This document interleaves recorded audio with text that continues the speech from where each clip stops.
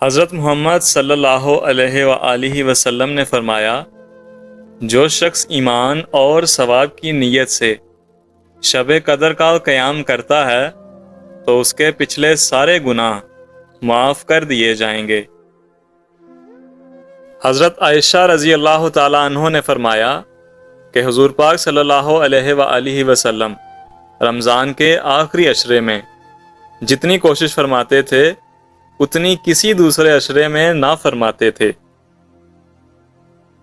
امیر المومنین حضرت سیدنا علی المرتضیٰ کرم اللہ وجہ فرماتے ہیں کہ جو کوئی شب قدر میں سورہ قدر 7 بار پڑھتا ہے تو اللہ تعالیٰ اسے ہر بلا سے محفوظ فرما دیتا ہے اور 70,000 فرشتے اس کے لیے جنت کی دعا کرتے ہیں۔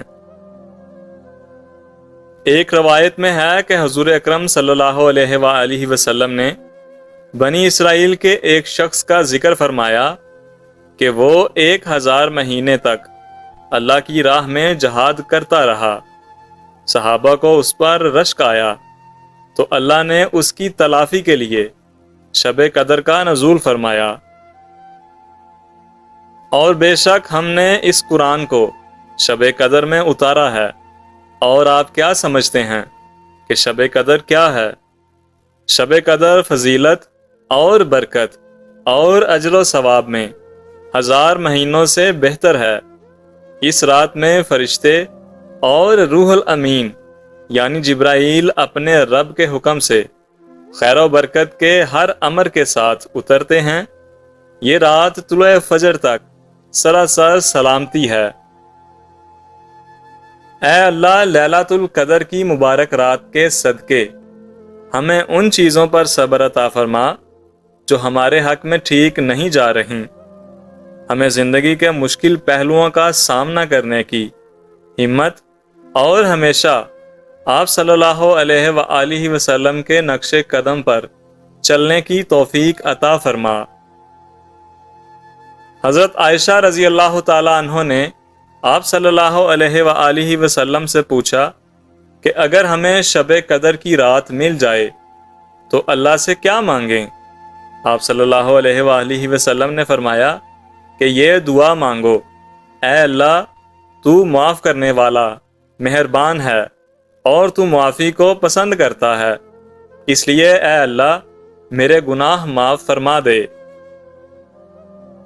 بخاری شریف میں آتا ہے کہ حضور صلی اللہ علیہ وآلہ وسلم نے فرمایا، جو شخص لیلۃ القدر میں ایمان اور ثواب کی نیت سے کھڑا ہوا تو اس کے پچھلے گناہ بخش دیے جاتے ہیں۔ شب قدر میں تمہارے لبوں سے ایک دعا نکلنے کی دیر ہوتی ہے اور قبولیت کے معجزوں کو حکم کن دے دیا جاتا ہے۔ اگر کوئی لیلۃ القدر سے محروم رہ جائے تو وہ 1000 مہینوں کی عبادت سے محروم رہ جائے گا، اور کون جانتا ہے کہ یہ کسی کا آخری رمضان ہو سکتا ہے۔ لیلۃ القدر کی رات میں کثرت سے دعائیں کریں، اپنے لیے، اپنے پیاروں کے لیے، اپنے ملک کے لیے اور امت مسلمہ کے لیے اللہ سے مغفرت طلب کریں اور قرآن پاک کی تلاوت کریں۔ کبھی کبھی آپ سے اپنے حالات بدلنے بہت مشکل ہو جاتے ہیں، لیکن اللہ تعالیٰ تو تقدیریں بدل سکتا ہے، اس لیے راتوں میں نماز پڑھو اور اس کے سامنے آنسو بہاؤ۔ اور حکم آیا کہ لیلۃ القدر مبارک راتوں میں سے وہ رات ہے جب عبادتیں اور دعائیں قبول ہوتی ہیں۔ اللہم انکا عفو تحب العفو فاعف عنا، اے اللہ تو معاف کرنے والا ہے اور تو معافی کو پسند کرتا ہے، بس مجھ کو معاف فرما دے۔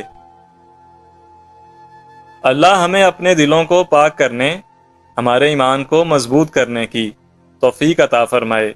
ماہ مقدس کے آخری عشرے کی تمام ضروری راتوں میں عبادت کرنے میں ہماری مدد فرمائے، آمین۔